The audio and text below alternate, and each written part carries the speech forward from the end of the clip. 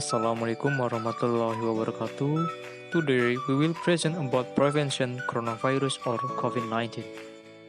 And before that we introduce first. Okay, my name is Renaldi Pratama. My name is Agatha Suprihatin. My name is Ruliani. We are from English Education 2 semester.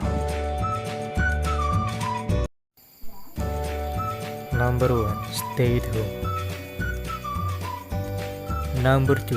Exercise regularly. Number 3. Always wash your hand with soap.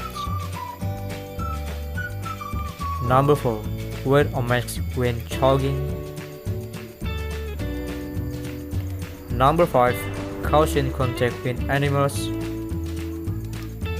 And then number 6. Don't consume raw meat. That's the truth we can convey to prevent coronavirus or Covid-19. One more thing, in Indonesia, my country, hopefully it will be spared and no more lives will be lost because of the coronavirus.